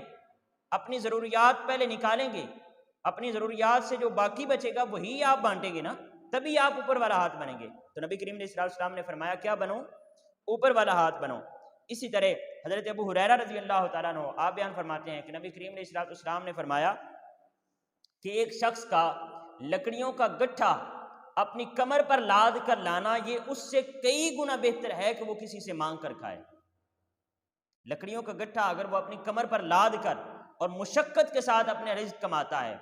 تو یہ اس بات سے نبی کریم علیہ السلام نے فرمایا کئی گنا بہتر ہے کہ وہ لوگوں سے بھیک مانگتا پھرے۔ پھر اس کے بعد ہم دیکھتے ہیں نبی کریم علیہ السلام نے فرمایا، آپ نے فرمایا کہ جو جہاں پر کاروبار کی طرف توجہ دلائی گئی، فرمایا اللہ رب العزت نے 10 حصے رزق اتارا ہے زمین پر، 10 حصے رزق نازل فرمایا ہے، 10 حصے رزق زمین پر نازل فرمایا، فرمایا اس میں سے 9 حصے کاروبار کے اندر رزق رکھا گیا، 9 حصے کاروبار کے اندر رکھا گیا ہے، اور 1 حصہ باقی تمام کاموں کے اندر، ملازمت کے اندر، باقی تمام جتنے بھی پیشے ہیں ان کے اندر رکھا گیا ہے، اور 9 حصے 90% رزق اللہ رب العزت نے کاروبار کے اندر رکھا ہے۔ تو کاروبار کریں، اپنا آپ کا کاروبار، خصوصاً جو دینی طلباء مجھے سن رہے ہیں، جو دین کی تبلیغ کا کام کرنا چاہتے ہیں اس معاشرے کے اندر، ان کے لیے بے حد ضروری ہے کہ وہ اپنا کاروبار کریں، وہ اپنا کاروبار کریں۔ پھر اسی طرح حضرت انس بن مالک رضی اللہ تعالیٰ عنہ آپ سے مروی ہے، آپ فرماتے ہیں کہ ایک صحابی نبی کریم علیہ السلام کی بارگاہ میں حاضر ہوا اور اس نے حضور نبی کریم علیہ السلام سے کسی حاجت کی طلب کی، تو نبی کریم علیہ السلام نے فرمایا تیرے پاس کچھ ہے؟ تو اس نے عرض کیا یا رسول اللہ میرے پاس ایک ٹاٹ ہے اور ایک پیالہ ہے۔ یہاں ہمارے بھکاریوں کے پاس دیکھیں جو ہمارے علاقوں کے اندر ہوتے ہیں، ان کے تو اپنے بنگلے ہوتے ہیں، اپنی گاڑیاں ہوتی ہیں، اپنے بڑے بڑے موبائل ہوتے ہیں، اور وہ جس سے مانگ رہے ہوتے ہیں شاید اس کے پاس اتنی سہولیات نہیں ہوتی جتنی اس بھکاری کے پاس ہوتی ہیں۔ یہ تو آپ سمجھ رہے پیشہ ورانہ بھکاری ہوتے ہیں، لیکن وہ جو نبی کریم علیہ السلام کی بارگاہ میں حاضر ہوا اس نے عرض کی یا رسول اللہ میرے پاس ایک ٹاٹ ہے اور ایک پیالہ ہے۔ تو حضور نبی کریم علیہ السلام نے فرمایا جاؤ وہ لے کر آؤ۔ وہ پیالہ لے کر آیا، حضور نبی کریم علیہ السلام کی بارگاہ میں حاضر کیا تو حضور نے پیالہ یوں بلند فرمایا اور صحابہ سے فرمایا کوئی ہے جو اس کو خریدے گا؟ تو ایک صحابہ اس کی بولی لگائی، تو ایک صحابی نے عرض کی یا رسول اللہ 1 درہم میں خریدوں گا۔ حضور نے فرمایا اس کے علاوہ کوئی ہے جو 1 درہم سے زیادہ میں خریدے گا؟ کوئی بھی نہیں بولا۔ نبی کریم علیہ السلام نے تیسری دفعہ فرمایا جو 1 درہم سے زیادہ میں اس کو خریدنا چاہتا ہو۔ ایک صحابی اٹھے، اس نے عرض کیا یا رسول اللہ میں 2 درہم میں خریدوں گا۔ حضور نے اس کو پیالہ بیچا اور 2 درہم لے کر اس صحابی کو دیے اور اس سے فرمایا جاؤ 1 درہم کا جا کر کھانا کھاؤ اور 1 درہم سے کلہاڑی لے کر آؤ۔ وہ بازار گیا، اس نے 1 درہم کا کھانا کھایا اور 1 درہم کے ساتھ وہ کلہاڑی لے کر آیا۔ نبی کریم علیہ السلام نے اس کلہاڑی میں خود اپنے ہاتھ سے دستہ ڈالا اور اس کو فرمایا جاؤ اور جنگل سے لکڑیاں کاٹ کر لاؤ اور بازار میں لا کر بیچو۔ وہ گیا، اس نے جا کر لکڑیاں کاٹیں اور بازار میں لا کر بیچی، اور اسی طرح اس نے کاروبار چلایا، اپنا لکڑیوں کا کاروبار شروع کیا۔ وہ 15 دنوں بعد دوبارہ نبی کریم علیہ السلام کی بارگاہ میں حاضر ہوا اور عرض کرنے لگا یا رسول اللہ، پہلے میں ٹاٹ پہنتا تھا، اب میں نے اچھے بھلے کپڑے بھی پہن لیے ہیں، اچھا بھلا کھانا بھی کھا رہا ہوں، اور میں نے 15 درہم اکٹھے بھی کر لیے، میں نے 15 درہم اکٹھے بھی کر لیے۔ تو یہ اگر آپ چاہتے ہیں کہ آپ اچھا لباس پہنیں، آپ اچھے کھانے کھائیں، آپ اچھی رہائش استعمال کریں، جو کہ ممنوع نہیں ہے، اسلام کے اندر بالکل ممنوع نہیں ہے، تو پھر آپ کیا کریں؟ اپنا کاروبار کریں، محنت کے ساتھ رزق حلال کمائیں۔ تو یہ اللہ رب العزت کی نعمتیں ہیں، ان سے فائدہ ضرور اٹھانا چاہیے، لیکن حلال طریقے سے۔ اب بھکاریوں کی ناظرین کرام جو مانگنے والے ہوتے ہیں، ان کے سٹیجز ہیں، یہاں پر کچھ سٹیجز ہیں، یہ ہمارے جو معاشرتی رویے ہیں ان کے اوپر تھوڑی سی روشنی ڈالنا چاہوں گا۔ ایک تو ہمارے حکمران بھی بھکاری ہیں نا، وہ انٹرنیشنل لیول کے بھکاری جو ہیں، انٹرنیشنل لیول کے، وہ قوم کی طرف جا کر قوم کی طرف سے جب دوسری قوموں کے سامنے جا کر مانگتے ہیں اور دست سوال دراز کرتے ہیں، تو اس سے پھر قوم کے منہ پر وہ دبا پڑتا ہے کہ وہ شرم کے مارے پوری کی پوری قوم ہی سر جھکانے پر مجبور ہو جاتی ہے۔ تو ایک تو یہ ہمارے حکمرانوں کو ایسا بالکل نہیں کرنا چاہیے، ایسی پلاننگ بنانی چاہیے کہ ان کو مانگنے کی نوبت نہیں آنی چاہیے۔ یہ تو ہیں انٹرنیشنل لیول کے بھکاری، اور ایک ان سے چھوٹا درجہ آتا ہے، ایک ان سے چھوٹا درجہ آتا ہے بھکاریوں کا، جو ہمارے رشتہ دار ہوتے ہیں، وہ انہوں نے کچھ کمانا نہیں ہوتا، جان بوجھ کر، اور جب عید آتی ہے تو پھر وہ کال کرنا شروع کر دیتے ہیں کہ جی ہمارے پاس سے پیسے ختم ہو گئے ہیں، ہمیں بچوں کو لے کر دینے ہیں، کپڑے لے کر دینے ہیں، اور یہ کرنا ہے، تو ہمیں کچھ پیسے دے دیں۔ تو کچھ لوگ اس قسم کے بھکاری ہوتے ہیں، پھر وہ ادھار مانگنا شروع کر دیتے ہیں، کبھی ادھار مانگتے ہیں، کبھی ویسے مانگ لیتے ہیں۔ تو یہ بھی ہرگز نہیں ہونا چاہیے، ان کو کاروبار بنانا چاہیے اور اپنا رزق حلال تلاش کرنا چاہیے۔ اور پھر اس سے نچلے درجے کے کچھ سٹیج کے جو بھکاری ہوتے ہیں، وہ یہ چوکوں میں جو کھڑے ہوئے ہوتے ہیں، ان کو پیشہ ور بھکاری کہا جاتا ہے۔ یہ جو پیشہ ور بھکاری ہیں، ان کو تو بالکل کچھ نہیں دینا چاہیے۔ حالانکہ جب یہ مانگتے ہیں، مجھ سے ہی مانگتے ہیں، جب بھی کہیں آپ کسی بھی چوک پر جائیں تو جب یہ مانگتے ہیں تو انسان کے دل کے اندر ترس لازمی آتا ہے ان کے لیے، لیکن منع کیا گیا، ان کو کچھ نہیں دینا چاہیے۔ یہ پیشہ ور بھکاری ہیں، آپ اگر ان کے پیچھے ان کو ریسرچ کریں گے تو ان کے بڑے بڑے بنگلے ہوتے ہیں اور مافیاز ہوتے ہیں، جنہوں نے چوکوں کو اور اشاروں کو اپنے جو ہے وہ مافیاز نے ڈیوائیڈ کیا ہوتا ہے کہ فلاں چوک یا فلاں جو اشارہ ہے وہاں پر آپ کے آدمی نہیں کھڑے ہوں گے، وہاں پر میرے آدمی ہوں گے، اتنے چوک میرے حصے میں ہیں اور اتنے چوک آپ کے حصے میں ہیں۔ اور اس طرح انہوں نے چوک اور جو اشارے ہیں، سگنلز ہیں، ان کو ڈیوائیڈ کیا ہوتا ہے، اور پھر وہ اپنے آدمی وہاں پر کھڑے کرتے ہیں اور ان سے بھیک منگواتے ہیں۔ یہ پچھلے دنوں ریسرچ ہوئی ہے، اس کے اندر یہ بیان کیا گیا ریسرچ کے اندر کہ جو چھوٹے بچے ہیں وہ رینٹ پر دیے جاتے ہیں، چھوٹے نومولود بچے، شیرخوار بچے جو دودھ پیتے ہیں۔ آپ نے اکثر دیکھا ہوگا عورتوں کے پاس شیرخوار بچے ہوتے ہیں، اور وہ ان بچوں کے نام پر بھیک مانگ رہے ہوتے ہیں کہ اس بچے کو ہم نے کچھ دوا لے کر دینی ہے اور کھانا پی۔ وہ بچے وہ رینٹ پر لے کر آتے ہیں، اور وہ جن کے بچے ہوتے ہیں وہ بھی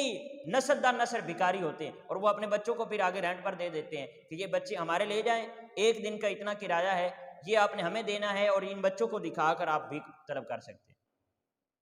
اللہ رب العزت ہمیں معاف فرمائے۔ یہ اتنی گھٹیا اور گری ہوئی حرکتیں ہیں، تو ان کو کبھی بھی کچھ، یہ جو پیشہ ور بھکاری ہیں ان کو کچھ نہیں دینا چاہیے۔ ہاں ان کی پھر تلاش کرنی چاہیے، ان میں سے جو حقیقتاً حقدار ہوں ان کی اجازت دی گئی ہے مانگنے کی، ان لوگوں کو اجازت دی گئی ہے جن کے اوپر واقعتاً کوئی نہ کوئی آفت آ گئی، ان کا گھر تباہ ہو گیا ہو، ان کا کاروبار تباہ ہو گیا ہو،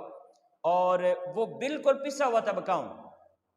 اور حقیقت میں وہ اس لائق ہوں کہ ان کی مدد کی جائے، تو پھر ان کو بھی مانگنے کی اجازت دی گئی ہے۔ اسلام کے اندر اس کی اجازت دی گئی ہے، اس کو اچھا کام نہیں کہا گیا، اس کی اجازت ہے۔ اور پھر یہاں پر میں عرض کروں کا کہ جب آپ شاپنگ کرنے جاتے ہیں تو کوشش کریں ان لوگوں کو تلاش کریں جنہوں نے چھوٹا بزنس سٹارٹ کیا ہے۔ وہ جو سفید پوش لوگ ہوتے ہیں، بزرگ ہوتے ہیں یا ایمن کے نوجوان ہوتے ہیں، وہ بجائے مانگنے کے انہوں نے کوئی چھوٹی موٹی ریڑھی لگا لی ہے یا کوئی ٹھیلا بنا لی ہے، اس کے اوپر سبزی یا کوئی چیز فروخت کرنا انہوں نے شروع کر دیا، تو کوشش کر کے ان سے چیزیں خریدیں تاکہ ان کی مدد ہو اور ان کے کاروبار میں برکت آئے۔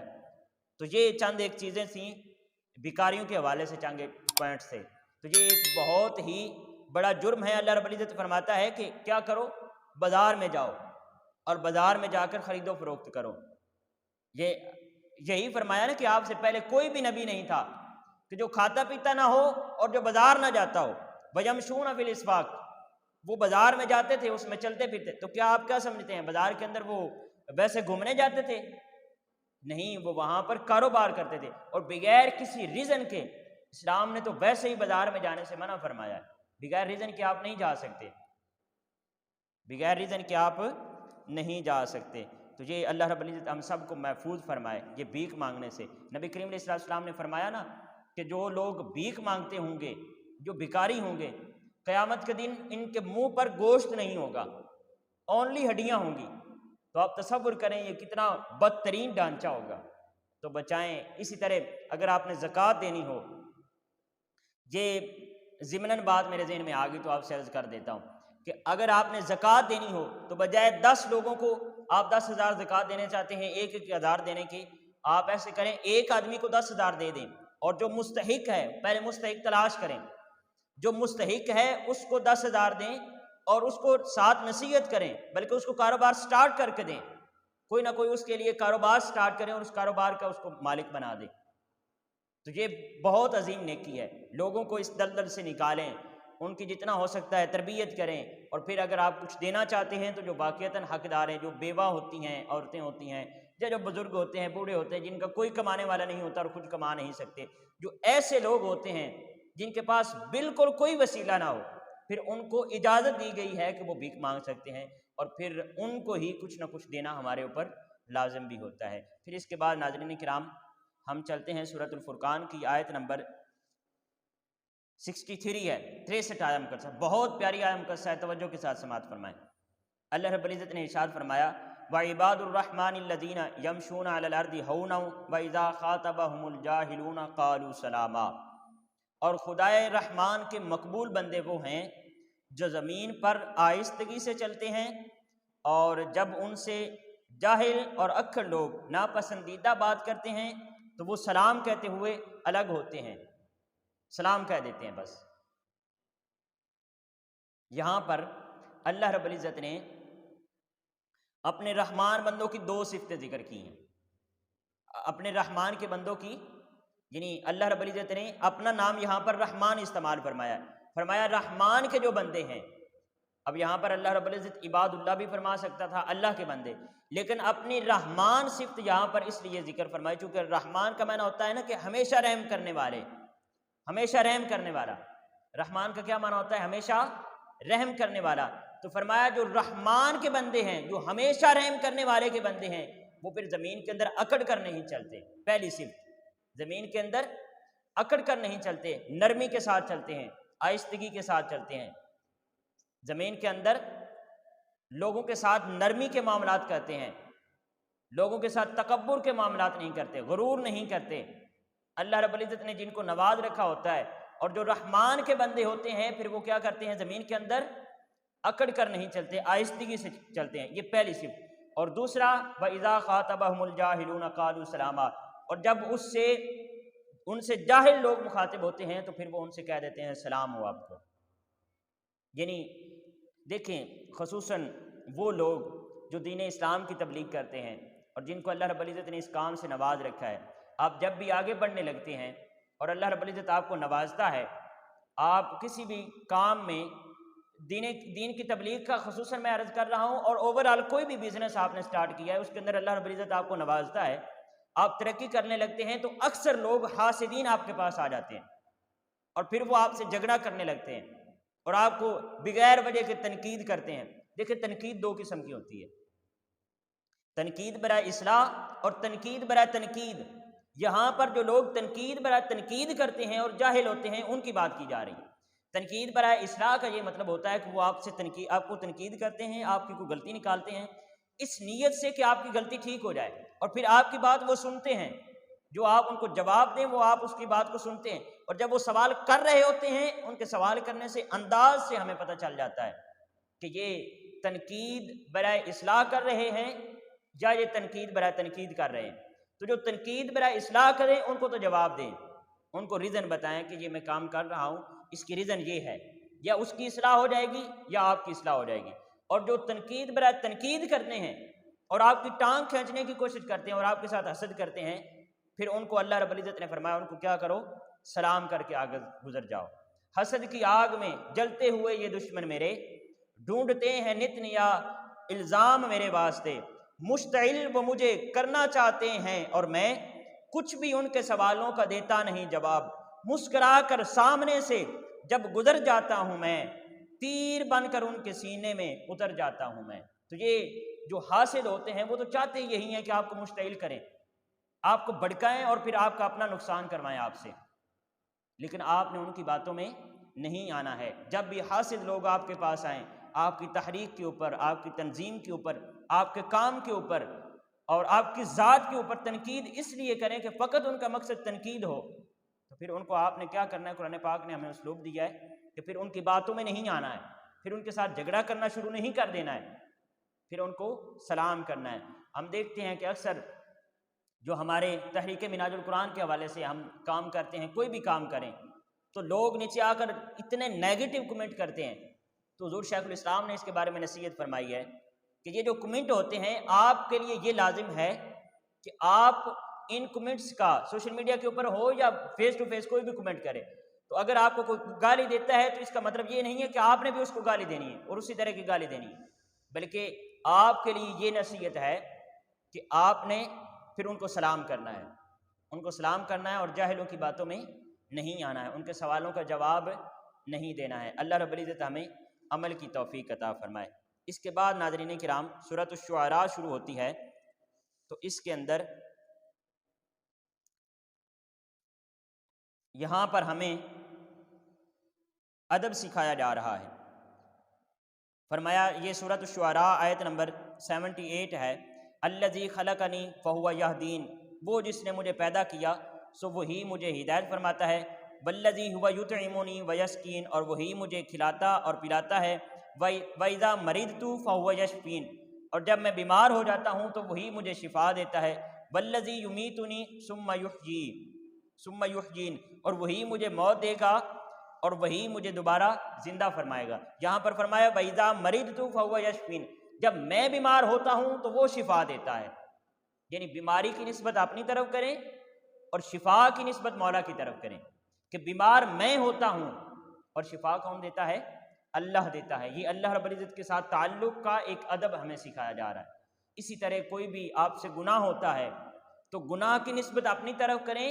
جو بھی آپ سے گناہ سرزد ہوا ہے وہ آپ کے نفس کے بہکاوے کی وجہ سے یا آپ کے کسی حرص اور لالچ کی وجہ سے وہ آپ کو اس گناہ کا سامنا اور معصیت کا کرنا پڑا ہے، لیکن اگر آپ سے کوئی نیکی آپ کرتے ہیں تو وہ محض اللہ رب العزت کی توفیق ہوتی ہے۔ وہ کیا ہوتی ہے؟ اللہ کی توفیق۔ اسی طرح فرمایا جب بیمار ہوتے ہیں تو بیمار آپ ہوتے ہیں، لیکن شفا کون دیتا ہے؟ اللہ رب العزت دیتا ہے، شفا اللہ رب العزت دیتا ہے۔ اس کے بعد ناظرین کرام سورۃ الشعراء، یہ سورۃ الشعراء جو ہے یہ شاعر کی جمع ہے شعراء، تو اس کے اندر شعراء کا چونکہ ذکر کیا گیا ہے تو یہ ہم اس کی آخری آیت نمبر 224 سورۃ الشعراء آیت نمبر 224 اللہ رب العزت نے فرمایا وَالشُّعَرَاءُ يَتَّبِعُهُمُ الْغَاوُونَ، اور شاعروں کی پیروی بہکے ہوئے لوگ ہی کرتے ہیں، شعراء کی پیروی بہکے ہوئے لوگ ہی کرتے ہیں۔ الم تر انہم فی کل وادی یہیمون، کیا تو نے نہیں دیکھا کہ وہ شعراء ہر وادی میں یوں ہی سرگرداں پھرتے رہتے ہیں؟ تو یہ شعراء بڑے عجیب سے لوگ ہوتے ہیں، یہ شعراء عجیب سے لوگ ہوتے ہیں، اور ان کی پیروی کرنے والے بہکے ہوئے لوگ قرآن پاک فرمایا۔ اچھا شعراء دو قسم کے لوگ ہیں، شعراء دو قسم کے ہوتے ہیں، ایک اچھے شعراء ہیں جو نیکی کی بات کرتے ہیں، جو اللہ رب العزت کی حمد بیان کرتے ہیں، جو آقا کریم علیہ السلام کی نعتیں بیان کرتے ہیں۔ یہاں پر ان شعراء کی بات نہیں ہو رہی، یاد رکھیں ان کی بات یہاں پر نہیں ہو رہی۔ کچھ لوگ ہوتے ہیں جو اصلاح احوال کے حوالے سے اشعار لکھتے ہیں، آپ علامہ اقبال رحمۃ اللہ تعالیٰ علیہ کو لے لیں، آپ حضور سلطان العارفین کو لے لیں، آپ حضور مہر علی شاہ پیر نصیر الدین نصیر شاہ صاحب رحمۃ اللہ تعالیٰ علیہ کو لے لیں، تو یہ جو شعراء ہوتے ہیں جو حضور نبی کریم علیہ السلام کی نعتیں لکھتے ہیں، جو اصلاح احوال کے حوالے سے لکھتے ہیں، مولانا روم کو لے لیں، تو یہ جو شعراء ہوتے ہیں ان کی بات نہیں ہو رہی یہاں پر دراصل زمانہ جاہلیت میں، اور اب بھی ایسے شعراء موجود ہیں جو عورتوں پر شاعری کیا کرتے تھے اور پھر عورتوں کے اعضاء کے اوپر بڑی غلیظ قسم کی شاعری کرتے تھے، تو اللہ رب العزت نے ان لوگوں کی پیروی سے منع فرمایا اور فرمایا ان کی جو پیروی کرتے ہیں وہ بہکے ہوئے لوگ ہوتے ہیں، بھٹکے ہوئے لوگ ہوتے ہیں، بہکے ہوئے لوگ ہی ان کی پیروی کرتے ہیں۔ وہ جو نیک شعراء ہوتے ہیں ان کے بارے میں تو نبی کریم علیہ السلام نے فرمایا نا کہ انا من الشعر لحکمہ، انا من الشعر لحکمہ، کہ شعر کے اندر کیا ہے؟ حکمت ہے۔ تو وہ جو حکمت سے لبریز اشعار ہوتے ہیں ان کے جو شعراء ہوتے ہیں ان کے بارے میں یہاں پر بات نہیں کی جا رہی، یہاں پر ان لغو اور غلیظ قسم کے جو شعراء ہوتے ہیں ان کی بات کی جا رہی ہے، تو ان کی بہکے ہوئے لوگ ہی پیروی کرتے ہیں۔ اور پھر یہ دوسری جو آیا مقصہ ہے یہ بہت دلچسپ ہے، فرمایا کیا تو نے نہیں دیکھا کہ وہ شعراء ہر وادی خیال میں یوں ہی سرگرداں پھرتے رہتے ہیں؟ تو یہ بڑے عجیب قسم کے لوگ ہوتے ہیں۔ ایک یہاں پر وہ کسی شاعر سے کسی نے پوچھا کہ آپ جنت میں جائیں گے یا جہنم میں جائیں گے؟ آپ جنت میں جائیں گے، ٹائم ہمارا پورا ہو گیا ہے، ایک چھوٹا سا مضمون ہے اس کو ڈسکس کرتے ہیں اور پھر اجازت لیتے ہیں۔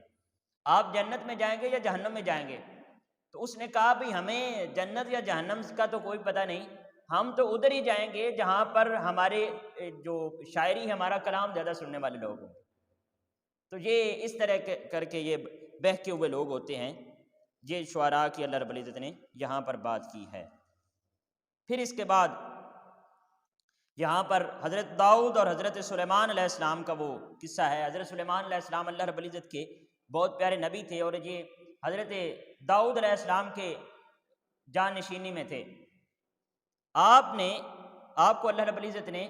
سلطنت عطا فرما رکھی تھی اور آپ کے پاس جتنے جاندار ہیں اور جتنی مخلوقات ہیں ان کا ایک ایک پیر یا نمائندہ آپ کے پاس ہوا کرتا تھا، یعنی چرند پرند جانوروں میں سے ہر چیز، جنوں انسانوں میں سے آپ کے پاس ایک ایک جو نمائندہ ہے وہ آپ کے پاس ہوتا تھا اور آپ کے حکم کی تعمیل کرتا تھا۔ ایک دفعہ آپ کا لشکر کہیں جا رہا تھا تو آپ کو ہدہد نظر نہیں آیا،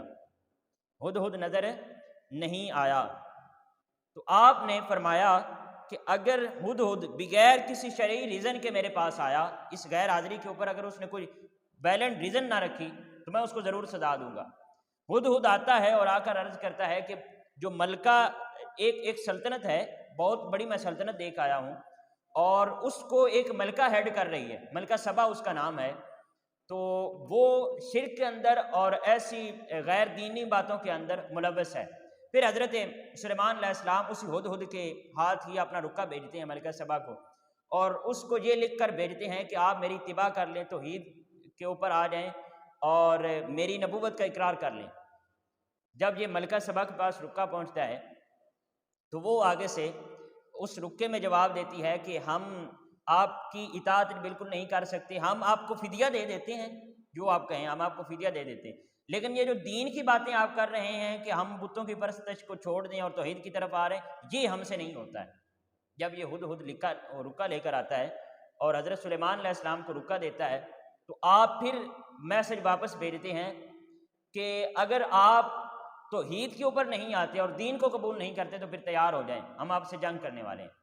جب یہ رکہ ان کے پاس پہنچتا ہے تو جو ملکہ سبا ہے وہ پھر اپنے جو بڑے لوگ ہوتے ہیں، اپنے وزراء ہوتے ہیں، ان کو اپنے پاس بٹھا لیتی ہیں، ان کو اپنے پاس بلا لیتی ہے اور بلا کر ان سے مشورہ طلب کرتی ہیں۔ وہ سبھی یہی مشورہ دیتے ہیں کہ ہم جو ہے وہ ان کی اتباع کر لیتے ہیں اور ان کے دین کو قبول کر لیتے ہیں۔ یہ پھر ملکہ سبا وہاں سے ارادہ کرتی ہے کہ حضرت سلیمان علیہ السلام کے پاس آئیں اور آ کر دین کو قبول کریں۔ حضرت سلیمان علیہ السلام کو جب اس بات کا علم ہوتا ہے تو پھر آپ اپنے وہ جو لوگ ہوتے ہیں، وہ جو ملکہ سبا تھی اس کے پاس ایک بہت بڑا تخت تھا جو ہیرے جواہرات کے ساتھ لدا ہوا تھا اور بہت خوبصورت تھا۔ تو آپ کو جب پتہ چلتا ہے کہ ملکہ سبا آپ کے پاس آ رہی ہے تو آپ پھر اعلان فرماتے ہیں، آپ فرماتے ہیں قال یا ایھا الملأ ایکم یاتینی بعرشھا، سلیمان علیہ السلام نے فرمایا اے دربار والو تم میں سے کون اس ملکہ کا تخت میرے پاس لا سکتا ہے قبل ان یاتونی مسلمین، قبل اس کے کہ وہ لوگ فرما بردار ہو کر میرے پاس آ جائیں، یعنی ان کے میرے پاس پہنچنے سے پہلے پہلے کون ہے تم میں سے، وہاں پر جن بھی تھے، بڑے بڑے جانور بھی تھے، بڑی بڑی اللہ رب العزت کی مخلوقات تھی، تو آپ نے فرمایا تم میں سے کون ہے جو اس کا تخت میرے پاس لا سکتا ہے؟ قال افریت من الجن انا آتیک بہ قبل ان تقوم من مقامک، ایک کبھی ہیکل جن نے عرض کیا میں اسے آپ کے پاس لا سکتا ہوں قبل اس کے کہ آپ اپنے مقام سے اٹھیں، یعنی آپ اپنی جو مجلس ہے اس کو برخاست کریں، آپ کی مجلس کو برخاست کرنے سے پہلے پہلے میں وہ جو تخت ہے وہ آپ کے پاس لا سکتا ہوں۔ وَإِنِّي عَلَيْهِ لَقَوِيٌّ أَمِينٌ، اور بے شک میں اس کے لانے پر طاقتور اور امانت دار ہوں، یعنی میں طاقتور بھی ہوں، اس کو لا بھی سکتا ہوں، اللہ رب العزت نے مجھے طاقت بھی دی ہوئی ہے، اور اس کے ساتھ ساتھ میں امانت دار بھی ہوں۔ پھر وہاں پر قال الذی عندہ، آپ نے فرمایا اس سے پہلے کوئی لا سکتا ہے، تو پھر وہاں پر قال الذی عندہ علم من الکتاب، پھر وہاں پر وہ شخص کھڑا ہوا، اس نے کہا کہ جس کے پاس کتاب کا کچھ علم تھا، اس نے کیا کہا انا آتیک بہ قبل ان یرتد الیک طرفک، کہ میں اسے آپ کے پاس لا سکتا ہوں قبل اس کے کہ آپ کی نگاہ آپ کی طرف پلٹے، یعنی پلک جھپکنے سے پہلے میں اس تخت کو آپ کے پاس لا سکتا ہوں۔ یہ کون شخص تھا؟ یہ حضرت سلیمان علیہ السلام کی قوم میں ایک ولی تھا، ولی تھا نا، نبی تو اس وقت کے حضرت سلیمان علیہ السلام تھے، یہ ایک ولی تھا جس کو اللہ رب العزت نے علم عطا کر رکھا تھا، اور اس کے پاس کتاب کا ایک علم تھا، حضرت آصف بن برخیہ اس کا نام تھا۔ تو وہ آصف بن برخیہ نے کہا کہ میں آپ کی آنکھ جھپکنے سے پہلے آپ کے پاس تخت لا سکتا ہوں۔ تو یہ اس سے ہمیں یہ سبق ملتا ہے کہ وہ جو حضرت سلیمان علیہ السلام کی قوم کا ایک ولی تھا اور اس کے پاس کتاب کا کچھ علم تھا، اس کو اللہ رب العزت نے یہ طاقت عطا فرما رکھی تھی کہ وہ اتنا بڑا تخت ایک پلک جھپکنے سے پہلے وہاں سے یہاں پر حاضر کر سکتا ہے۔ تو آپ خود اندازہ لا لیں، یہ تو حضرت سلیمان علیہ السلام کی قوم کا ایک ولی تھا، تو حضور نبی کریم علیہ السلام کی امت کے اولیاء کا کیا ہی مقام اور مرتبہ ہوگا۔ پھر اس کے ساتھ ایک اور واقعہ ہے، وہ چونٹی والا واقعہ، اس کو بھی بالکل اختصار کے ساتھ اور اپنے سبق جو ہمیں اس سے ملتا ہے وہ ہم حاصل کریں گے، اور پھر آج کی نشست کو برخاست کریں گے۔ یہ چونٹی والا واقعہ کچھ یوں ہے کہ حضرت سلیمان، یہ قرآن پاک کے اندر یہ بھی بیان کیا گیا، یہیں پر سورہ نمل یہ چل رہی ہے، تو